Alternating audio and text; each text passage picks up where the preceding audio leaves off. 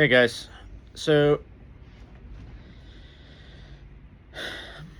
all right, let's just be honest. I've tried to figure out what the hell I was going to say in this damn video so many times. But this is, I think, number 4 of trying to record this. This is a video talking about one of the hardest days that I had to be a part of. This is the day that Jessie first got chemo. I remember waking up pitch black outside, grabbing a Ghost energy drink out of the fridge, and driving an hour and 14 minutes to my grandmother's house. Picking her up, driving an hour and 14 minutes back to my house, getting her set up, getting all of Jessie's luggage, her bags. She packed so much crap, and she didn't touch not an eighth of it. But we were prepared for anything. I swear she could have gone on damn vacation. You guys saw it all. And I packed it into the car.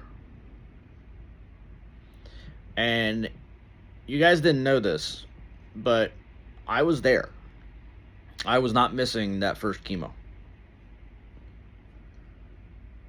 We couldn't tell you guys because there was things that were happening behind the scenes that you didn't know about, and we didn't want to tell you.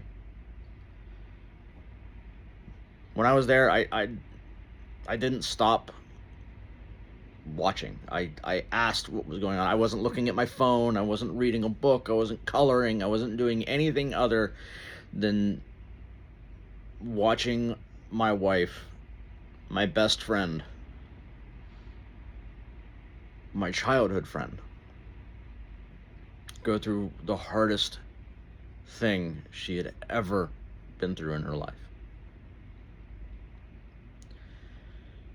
And that sucks. I don't know the words to say. I don't know how to explain it, because this last year was the hardest that I've ever had to deal with. There were so many times that it just felt like a blur. Waking up every 3 hours, making sure that she was okay, she didn't need anything, taking care of the kids, work, everything. She wasn't able to, so I did. And we made it. You know, I couldn't even mow the grass. Thank God I had a wonderful, wonderful neighbor who was kind enough and blessed us by being able to help us. And if you watch this, thank you. From the bottom of my heart, thank you. Because I couldn't do it.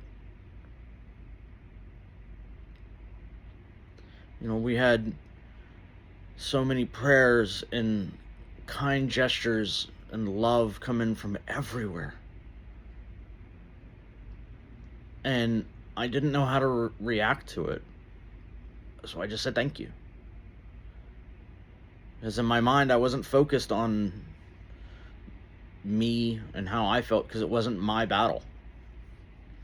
I wasn't going through cancer. I didn't have this, toxin being pushed into my heart every week.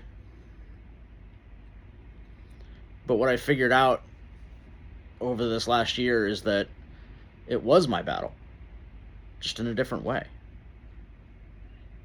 She actually had to do the fighting, but everybody around her had to watch it happen.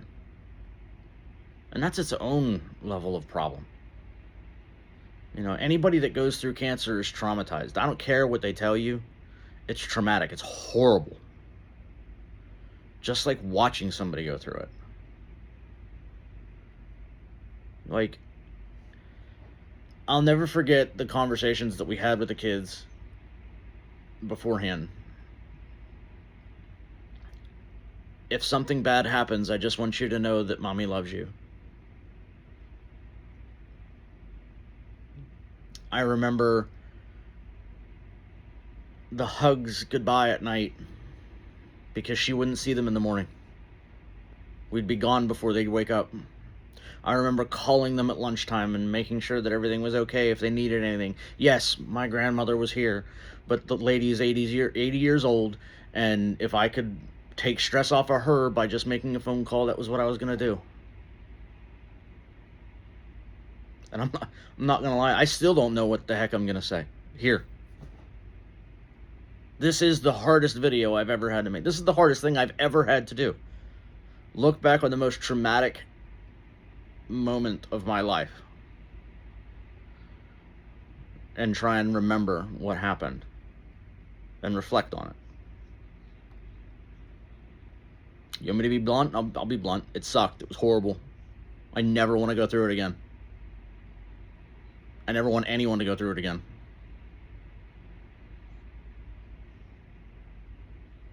I never would wish this experience on anyone.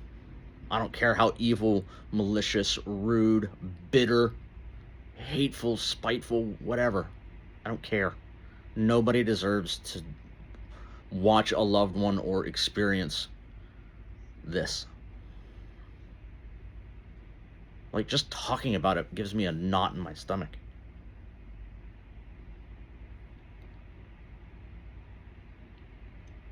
You know, you guys know this. I used to run an ambulance, and I would go to Jessie's hospital to drop off my patients. And I thought that hospital was awesome. No, it wasn't the greatest thing in the world, but I loved some of the people that worked there. It was, a good, enjoyable place. Now, I see, the structure outside. I see the hill. I know where the road is. I've driven all over this place. Every time I drive up that road, it takes me right back to, all right, let's go park in the same parking spot that we always do. Let's get all the stuff out of the back. Still say hello to the greeter on the way in the door like you always do. Take the same elevator. See the same people at the front desk. Go to the same waiting room. And yet, some people think that it's easy to just turn it off, like it's a switch. Oh, I'm done with cancer. I'm going to move on.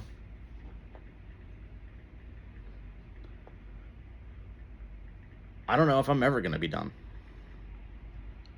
I don't know if I'm ever going to be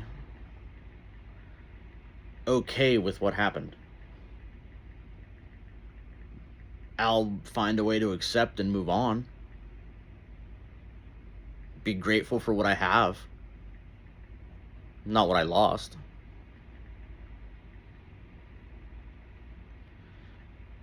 But it's definitely gut-wrenching to just look back at this. It makes you sick to feel that when you look back, it's like looking at somebody completely different. It's like a different world.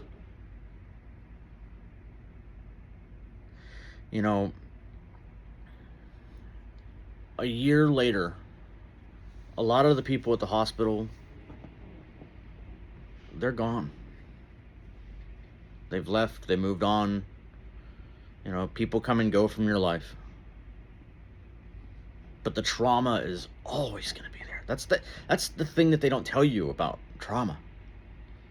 It never goes away. You just find a way to live with it. Some people can, some people can't. And there's no bad thing about getting help. But you can never You can never just turn it off and walk away. You know,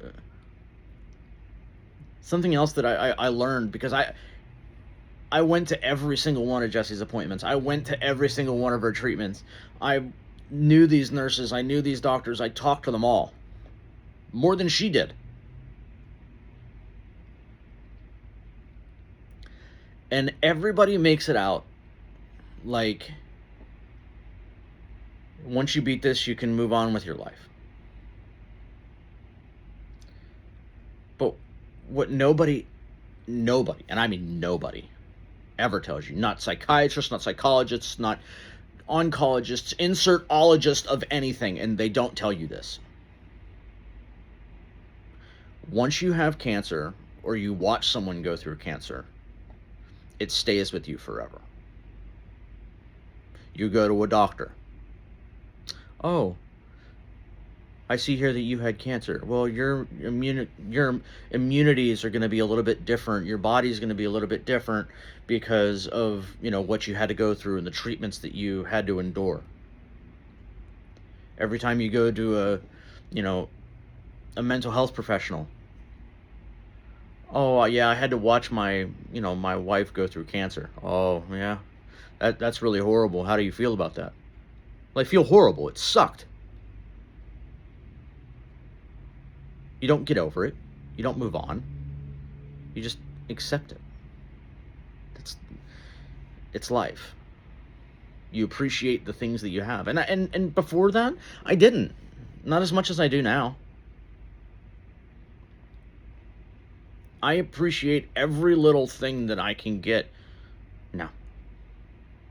The little moments that I have with Jess, where she picks on me. And I'll be sitting at work and she'll tickle me at my desk. And while in the immediate moment, I'm irritated because I'm trying to do something. When I have a second and I look back on it, it is so cute. I get these wonderful ideas of trying to do things. And she brings me back to ground. She's always looking out for me. And those are things that I didn't think about then. You learn to appreciate the little things. Whether it's a person who's in your day whether it's a person who's in your life for a day or a decade. Whether it's a good deed that you did. Or a new person that you have the opportunity to influence. It makes all the difference. Because they were a part of your life. Part of your journey. And it helps. One of the things they don't tell you about with chemo, and I can say this from the outside looking in, is that it physically changes the person. Changes how they look, changes what they eat, what they feel, how they process things, how they talk. It's, I make fun of her for it. This is a little bit of a comedic moment, but we have Amazon Alexas in our house. And there are times where she will say, I'm not going to say it, and it'll activate. She'll tell it to, turn a light on. Oh, I can't do that for kids. Because it changed her voice. Chemo changed her voice. So, but I'm glad that I finished that how I did. A lot of this was a lot of, feelings and negativity, so to speak, and, down in the dark side of things. But I'm glad I was able to finish it on a high note. I want to say thank you. I want to say thank you from the bottom of my heart to each and every one of you guys for supporting both her and I during this nightmare. There's going to be more to come. I'm going to get back to playing games again soon, and I can't wait to see you guys.